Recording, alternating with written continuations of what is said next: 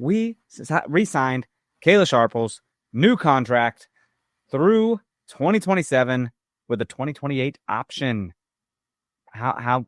Who's upset about this? Nobody. Pretty exciting stuff, if you ask me. I love it. I'm absolutely in love with the deal. I mean, ever since her and Cook came over, they changed our team.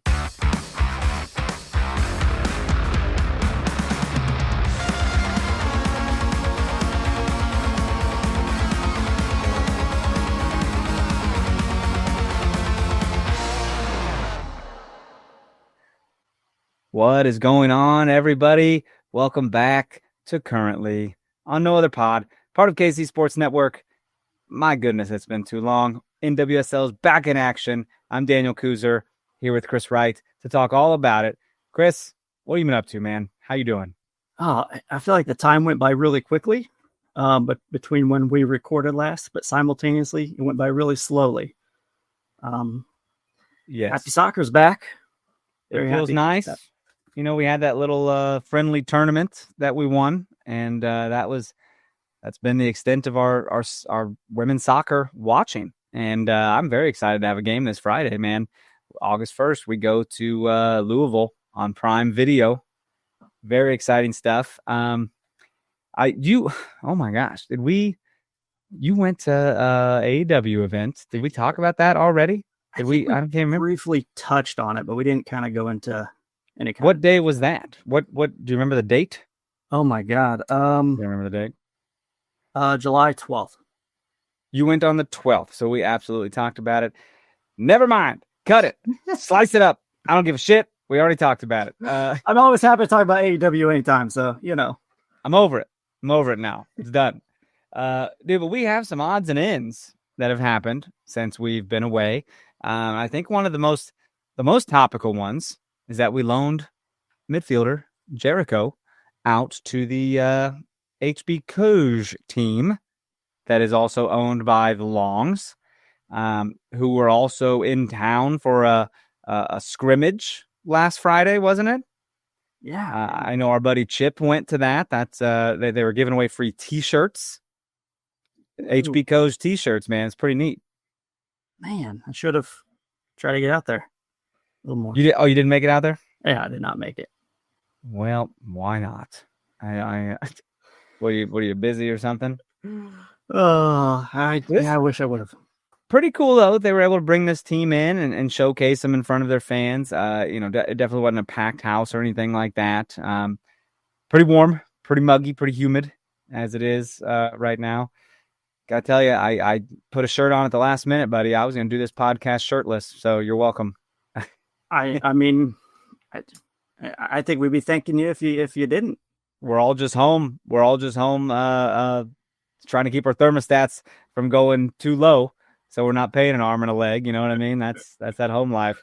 Have you resorted to any kind of weird hacks or quirks to kind of keep it cool? Like, putting ice in front of a fan. Like an ice block or something. Honestly, I could just go to my basement. If it was ever too bad, I just chill in the basement because it's glorious. That's year round. The basement's just a great place to be.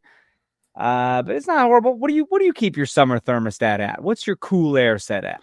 I mean, first and foremost, I really don't have control over it, but I can tell you what it is. You don't have control. That's man doesn't have control over a thermostat. This is outrageous. Yeah. What time are we living in here? It's usually about, we keep it when it's hot. We keep it about 72 to 74 ish. Okay. And then we lower it at night. I'm a 76er during the day and a 69 at night. Keep it low for the cool sleeping. We're very similar. I think we're about 2 degrees off on the high end, but good deal. Similar, yeah.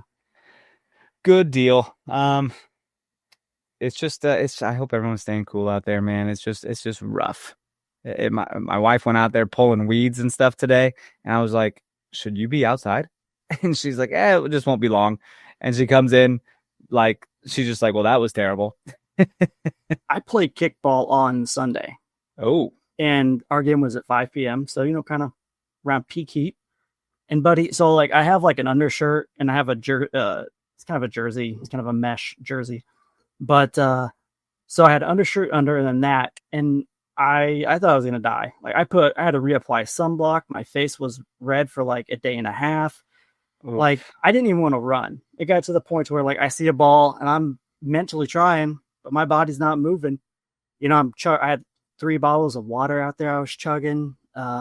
Anyway, I took my jersey off and it was just soaked. There was not a dry spot on my undershirt at all.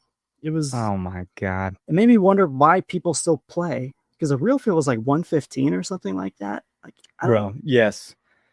Sunday, you know, I've been in this musical and I got to wear winter clothes on stage. And so it gets a little warm. People in the crowd have been complaining that it's a little cold in there. And I'm like, yeah, we're keeping that pretty brisk for our sake. Then the theater got a little controlling over it, and they put a lockbox on the thermostat. We've been locked out. We got. Well, there's some scenes where you're running, you're going back and forth, and right. When I went to the show, like you could tell a little bit of sweat as a normal person would. So it's gotten better. I've gotten more used to it. I'm not sweating as much. I've also kind of tuned into my diet a little better. Nutrition's been good. Cardiovascular's been good. I've been eating less junk. So I think that has a lot to do with the sweat. However, Jimmy came to the show on Sunday, and I walked out to his car to get a jersey from him, and sweat immediately was on my face. And I looked at him, and I looked at Marissa. I was like, why aren't y'all sweating right now? And they're like, I mean, I will in a minute. And I was like, well, I'm already sweating. It's bullshit. They got to get warmed up. You're already cooking. I guess, dude. I guess. We could bitch about the weather all day because we're old people. That's what we do. But you got to talk about back to Jereko, being with the HB Coach women. I think that's cool, man. You know, she's not getting a ton of playing time with us. Why not lend her out to your cousin, your sister team, if you will? Is that what you would call it? Yeah. So yeah, I mean, playing out in Denmark. I mean, what a fun opportunity for her. Yeah, you know, U.S. to Denmark. That's definitely a nice little change of pace there. I like it. You know, she never really got much playing time. You know, and rightfully so. Our team is just, our depth is so good. You know, there's a lot of players who are not getting the playing time I think that they would like. But I love the option that they have to loan them out over there in Denmark and allow them to get some minutes and kind of reevaluate what they want to do at the end of the year. For sure. Absolutely. And what kind of, you know, she's loaned out and she'll be a free agent next year, I believe. Is that right? I'm looking at this little thing you sent me. I believe she'll be an unrestricted free agent in 26. So that's interesting. Yeah, we're going to have quite the turnover potentially here next season. So it's going to be interesting, but you know, that allows her to put more good film on tape there. And if she doesn't come back to Kansas City, you know, kind of open things up for her elsewhere. So for sure. Happy she's able to field. Absolutely. And also some pretty big news was announced just a couple days ago, man. Freaking U.S. women's national team are coming to play at CPKC Stadium, October 29th, 7 p.m. I'm pretty pumped for this. You know, it's going to be packed. It's going to be rocking. You know, I think head coach Emma Hayes had good things to say about the Longs and the venue. You know, that they're honored to be here for the first time in history. They're coming to this stadium. Kind of thought it would have happened last year, if I'm being honest. But here we are. Better late than never. I want to bounce this off of you here. How expensive do you think tickets are going to be? Because we know the U.S. Soccer Federation are very proud. And this team actually wins. So if the men's tickets are pretty proudly expensive, what do you think these are going to be like? You know, I'd have to look up historical pricing. I think it's been a while since we had one, you know, in Kansas City. But I'm taking a guess around $60. Okay. I think that's fair. I mean, a regular current game for our seats is like 45. Right. But I mean, it'd be cool to get our seats again. I'm not sure that's going to be, I'm not sure we're going to be able to. Are you going to try to lock down your seats? I mean, I know we're season ticket members, so we'll be a part of the pre-sale, which I think comes out on Wednesday. So, I mean, if we have the opportunity, I'd like to, but I just, since it's not the current, it's U.S. women's or U.S. soccer. I don't know how that's going to look. I do wish we saw like the range of ticket pricing beforehand. Like some events do. Like a lot of wrestling events do that. Surprised. People want to plan and just kind of know what they're getting into. Nobody, I don't know. Bro, I remember we were going to go. What was I doing? We were going to go to Backlash. We were talking about going to Backlash in St. Louis. And I looked up, I went to go get tickets, and they were way more expensive than like advertised. And I was like, whoa, I can't in good faith pull the trigger on this. No way. So I'm assuming it's going to be something like that, man. Like I said, U.S. Soccer Federation's pretty damn proud of their prices. Well, that and, just being such a small venue compared to what they normally play at, it's almost kind of like an exclusive event in a way.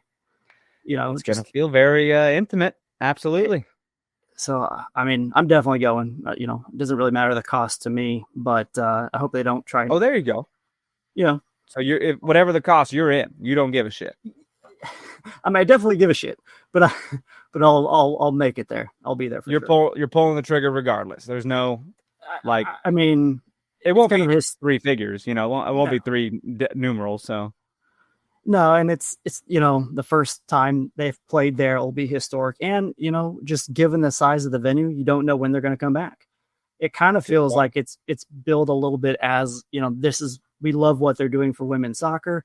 They're changing the game, and we want to reward them for that. But because we also have like 3 or 4 players that are in and out of the national team, if you're counting Lowe, Michelle Cooper, Claire Hutton, and now Izzy Rodriguez. Yeah. No, exactly. And that's kind of how the the NWSL championship felt as well, like rewarding us for, what, the Longs have done for women's soccer, but I don't know if it'll come back for quite some time. Agreed. Yeah. But you're really kind of putting yourself in a corner with the seating situation, the venue capacity and all that. So, but anyways, man, I'll be on there 10 a.m. If you're listening today, we got tickets already. We got them. So exciting stuff. Last bit of news before the break here. We re-signed Kayla Sharples, new contract through 2027 with a 2028 option. Who's upset about this? Nobody. Pretty exciting stuff if you ask me. I love it. I'm absolutely in love with the deal. I mean, ever since her and Cook came over, they changed our team, right? Before we were scoring a lot, but we're giving up a lot. And now we've had a pretty lockdown defense. She's a captain on the field and off. She's done everything that we've ever asked and a lot more. It's totally earned. And this gives us a foundation, right? Because, as we'll discuss, there's going to be a lot of moving pieces next year. And this gives us some continuity, not only with our back line, but with our team moving forward. Just kind of building a foundation, man. And to have her through 2027 with an option of 2028, I'm over the moon, man. I'm happy for her and the team. It feels awesome. Was she out of contract this year? It was going to be done? Yeah, I believe she was a unrestricted free agent after this year. So cool. It sounds like she really wants to be here. Seems like she's really loving the city, loving the team, loving the fans. We were lucky enough to be able to speak with her on this podcast, and just a great human being. And I'm glad she's locked up for a few more years. So, in terms of players, I felt like they should prioritize. I think she was at the top of the list or really close to it. Dude, she's playing like a phenom this year. Like, she's playing very well. And it's her first full season with us. So I do wonder, you always wonder when you take a big break, what are we looking like when we come back to reality, when we pick it back up? You take vacation from your job, you come back, are you rejuvenated, or are you like, I don't know, I'm no good at this anymore? A little both. Depends on the mood of the moment, right? Depends on the job, depends on the place and the people. So luckily this place has good people. I mean, Casey Current has it going on, man. So let's take our break real quick, and we'll come back and keep on talking. Stay right there. Looking for tickets for your next event? Tickets for Less is your #1 source. Save big on every purchase when you use promo code KCSN at ticketsforless.com. I'm BJ Kissel, founder and CEO of KC Sports Network. Emprise Bank has been with us from the beginning. They were our first network partner, and they believed in the vision of what we were building from the start. I can't speak to any other banks or companies and how they operate, but I can tell you from personal experience and based on the growth of the network you're listening to right now, that if you have banking needs, call our friends at Emprise Bank. We've worked with so many great people there over the years, from Vicky and Aggie to Andrea, Lori, Jackie, Deb, and Aaron, and not to mention so many others that not just supported KC Sports Network, but supported our KCSN Foundation as well. But the best thing that I know is that if I have a question or a problem, no matter how dumb the question is, I know who I'm going to call and who I'm going to talk to, and I know that I'm getting an answer from someone that I can trust, and I know that person is there to help us. That's why Emprise Bank has always been and continues to be our partner in Possible, and they can be yours too. You just have to reach out. If you have a banking need, whether it's business or personal, hit me up. I will connect you directly with the same people that have helped us build KCSN, and that's our friends at Emprise Bank. Folks, there's nothing that beats relaxing on a hot summer day and watching some baseball. And there's no simpler way to get in on the action than by downloading the Pick 6 app from DraftKings. It's crazy simple. Just pick more or less on the stats for 2 or more of your favorite players, and boom, you're in the mix for big cash prizes. And the best part, Pick 6 is available right here in Missouri. Don't miss out on the fun. Don't settle for a smaller payout. Switch to Pick 6, and right now, new customers can get $25 in bonus picks with their first deposit of $5. Here's what you got to do. Download the DraftKings Pick 6 app now and use code KCSN. That's code KCSN for new customers to get $25 in bonus picks with their first deposit of $5. Better payouts, bigger wins, only with Pick 6 from DraftKings. The crown is yours. Gambling problem? Call 1-800-GAMBLER. Must be 18 plus. Age and eligibility restrictions vary by jurisdiction. Void where prohibited. New customers only. Minimum $5 deposit. Bonus picks expire 168 hours after issuance. For additional terms and responsible gaming resources, see pick6.draftkings.com/promos. Dude, we're back, baby. NWSL's back. I'm very excited. Everyone else who's a fan is excited. It's about time. It has been the longest month, in my opinion. It's been crazy. I've been singing my ass off at this musical. It's been too hot out, and it's like, now it's time to get back to business. Best thing is, that whole break, can't nobody pass us on the standings. We still got that 8-point lead, man, and that's new. That's new for me. That feels weird, and I love having that huge advantage, dude. It feels good.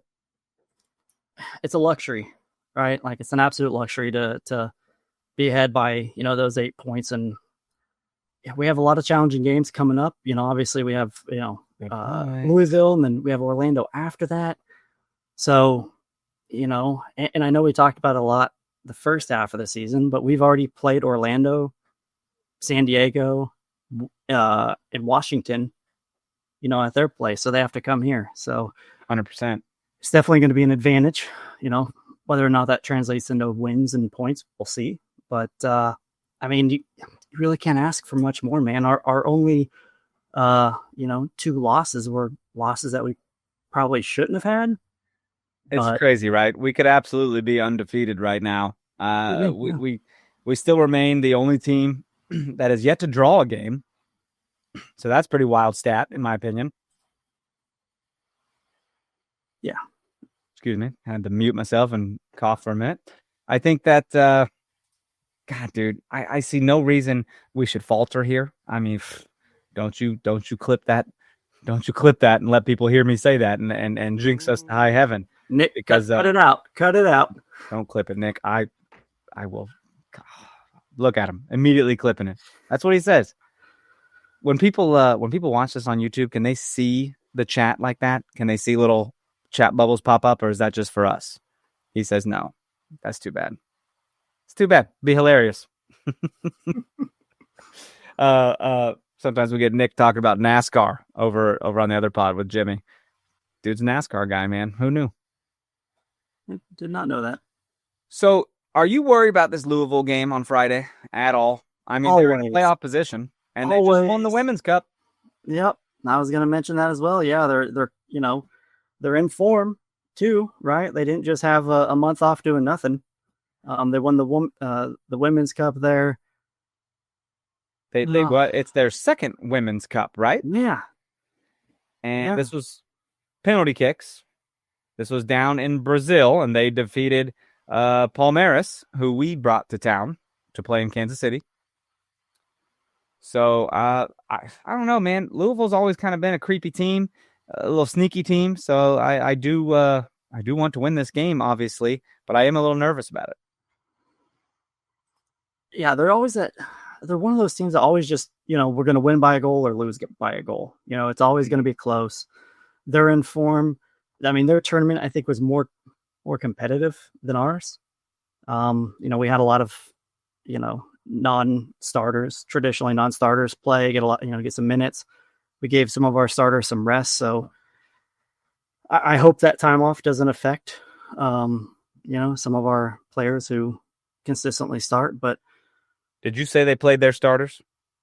Yeah. I think they played a lot of their starters as well. That's what I'm seeing. Savannah DeMello was there, and Emma Sears played. Emma Sears, yep. Yeah, so crazy. I mean, right now Racing is 7th in the table. They got 20 points. They're 6-2-5. So they've had some curves, in their journey here this season. But they're always a tough team. They're going to play us very well. It's I mean, they got to be feeling good about themselves coming off of this. I mean, we won this little little mid-season tourney, if you can call it that. Not much of a tournament, but like we played 2 Brazilian teams. But as you said, we rested all of our main starters. They didn't play a whole lot. I don't think Chwinga even saw the field once. Nope. So it's concerning, but I hope we're getting back to full fitness because I see Dabinia is back in some limited training. Is that right? Yeah, I believe so. Yeah. I saw her back out there suited up.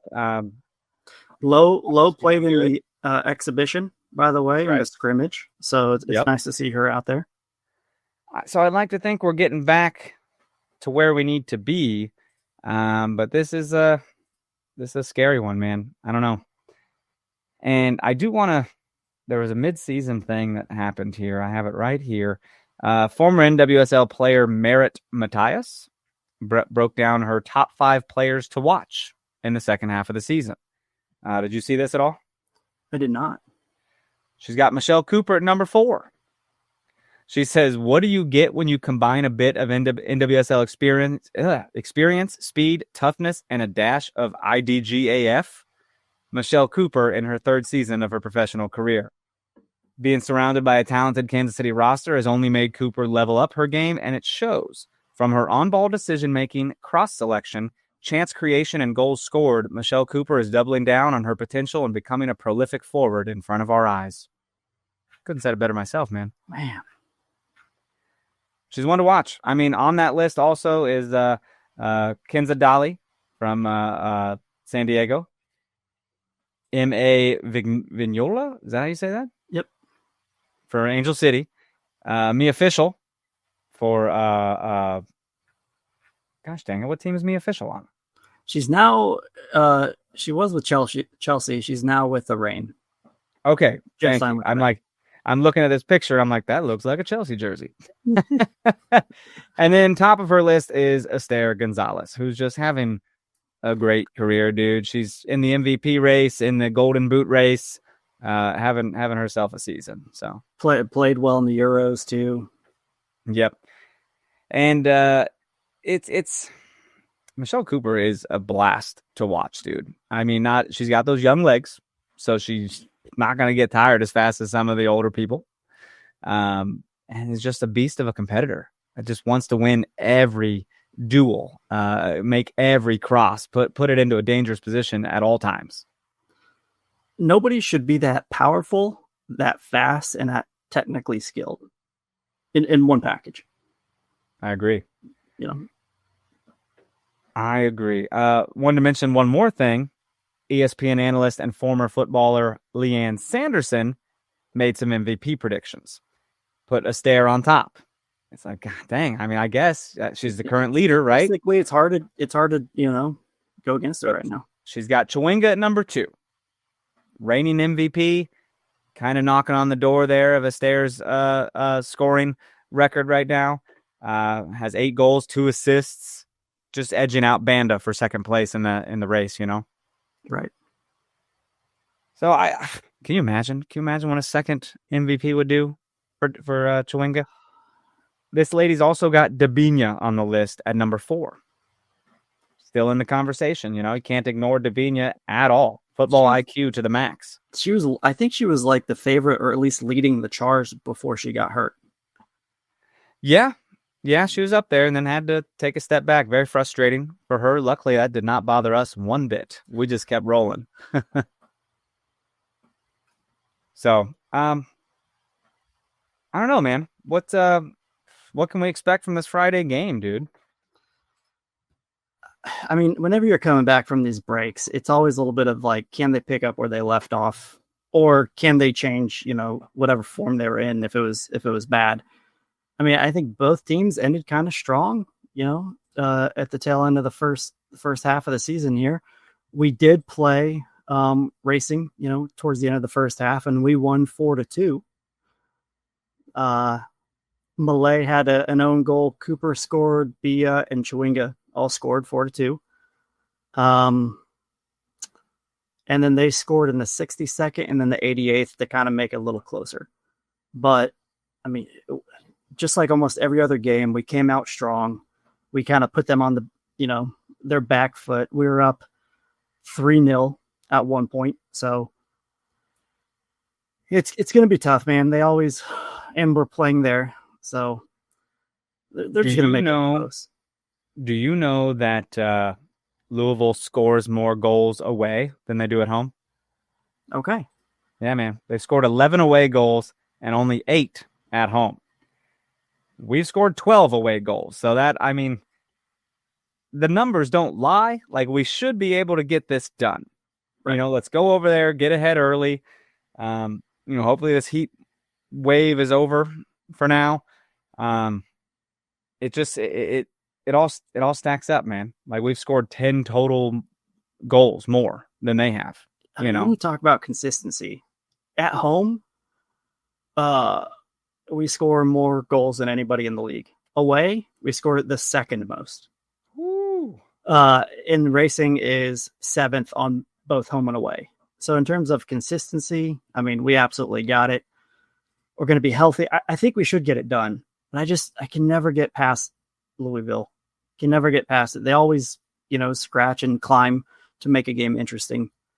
And I hate talking about what's a trap game. What's a trap game mean? What is a trap game? And it's like, well, this kind of is coming out of a big long break like this, playing Louisville, who's got a little bit of momentum with winning this trophy. But if you go to statistics and look at everything, I mean, I think our record against them is like tied, bro. I think they've played a total of 10 times, and there's 2 draws in there, and each team has 4 wins. So it's like this potentially breaks that deadlock. Right. But I'm looking down here at like their passing. We beat them in every category, from assists to long balls to accurate pass percentage. I go down to attacking. We still win single-handedly, except for total scoring attempts. They have more on the year than we do. They also take more corner kicks than we do. So that's something to look at. We don't take corner kicks because we just put it in the back of the net instead of out of bounds. How about that? And when we do take corners, you got Sharples there just banging them home. The monstrous celebration. 100%. And then you look at oh my God, dude. They give up so many shots too. 156 shots against them this year to our 113. I hope we pepper that goal like Swiss cheese, man. Just put some holes in those nets. I'm excited for this. I have a damn show on Friday again at like 7:30, but I will be having it on for those first 30 minutes. And we all know that's how you win games right there, first 30 minutes. Well, the first game, I thought what we did really well is we shut down Emma Sears. I mean, she has 6 goals for their team this year. She leads their team. Taylor Flint has 3, but and Emma has a ton of speed too. But in our last game, we shut it down. We're gonna have to do the exact same thing. Not allow her to get one-on-one because she will burn you. But when you have Izzy and you have Haley Mace, and you have Chewinga getting back on defense, that really does give our team a lot of flexibility. DeMello is their second highest rated player. Flint's their first. Flint's obviously a aerial threat, right? She's massive. But one thing that stuck out to me last time we played was you saw Sharples just follow Flint on every set piece, every corner, height with height. So I think we're going to have a good game plan, but can we execute? And if we get ahead again, like we did last game, then it's going to be very difficult for another team to open up, expose themselves, and then, try to pull it back. And I think we can do it, man. I'm not too nervous about this. So I'm very excited about it. Now, we did mention that, Seattle Reign signed USWNT forward, me official, to a multi-year situation, I believe. But Casey Curran's been a little quiet in this free agency situation, right? I mean, is it more of if it ain't broken, why fix it? I think it's more of we're kind of at an inflection point with a lot of our players. We're trying to be very selective as to who they re-sign for the future. There is a cap. Obviously, we don't know what the salary is of the players, so we can't really analyze how much, player A is taking of the cap kind of a thing. But, we did obviously resign Sharples. We resigned Cook, previously before she got hurt. Izzy, we extended her. Let's see here. Ellie Wheeler got extended. Ellie Wheeler, Cooper, DiBernardo previously. So Chewinga as well, at the end of the year. We're locking up a good core group of starters right here. Exactly. So now we're going to be kind of caught where, we got some players on the team now who won't be back next year, and it can hurt. Did Lorena get an extension right away? She just got a big contract. Oh, okay. It's a big contract. She just had a pretty big contract. She is through, that's right. Through 2027 with a club. We were like, 2028. They must see something to offer such a big contract, so hell yeah. And there's some names that really stick out to me. Sharples was one, by the way. Sharples was certainly one of the top of my list. Bia is a free agent. I'm just going to go over them quickly. Bia, Steigletter, Katie Scott, Rocky Rodriguez, Haley Mace is a headliner there. Lowe is another big name. Kristen Hamilton, Bailey Feist, and Claire Gagne, depending on how you pronounce it. Mm-hmm. I mean, in terms of prioritization, I really like what obviously we did with Sharples, and then Bia, Lowe, and Mace are obviously the next tier of players that I really hope we can lock down. But you take a look at Bia's health, and age, Lowe's health and age. Mace, I think she's on fire right now, man. She really kind of helped change the team a little bit when she came back. So she'll be a free agent next year, huh? Yeah. So it's really kind of, you're going to see them try and build their foundation now. And unfortunately, we don't know what the salary cap situation is going to be like next year, or kind of who gets paid what. So it's really hard to analyze in that regard. Good point. I mean, but dude, they've hit all lines, man. From Ellie and Kayla and Izzy in the back line, and locking people up for multiple years, man. Chewinga and Cooper up top, they're doing the right thing. It feels so. I feel confident with the strength of this squad going further, going in the future. You know what I mean? It feels like we're heading in the right direction. Agreed. And we've signed players at every aspect of the team, attacking, midfield, defense. So when you have Bia, Lowe, and Mace, right? To me, those are the last 3 big ones. I really hope they sign, but I don't know if we can from a cap perspective. We may have to see one go, which will obviously suck, but that's the nature of the business. And, on top of that, when you have 2 expansion teams, with a lot of ability to throw money at some of these players, they could throw a lot of money at a Low or a Mace or a Bia or something like that. So I hope they can lock them up, but I would not be shocked if one of those 3, wasn't on the team next year. Yeah. Oh, that's a good point. Well, that is not to end it on a sour note, by the way. That is some informative stuff right there, man. Feels good. Yeah, hopefully we'll see more announced. I think so. Coming days or weeks. Yeah. This it feels I mean, how long is this window open for? Let me see here. Oh, it's till August 25th. Yep. So anything could happen. You never know. Got that roster freeze on October 9th. But I feel I'm kind of, if it isn't broken, don't fix the damn thing. Let's go out and get a trophy. Let's focus with our group of players we got. They're getting the job done.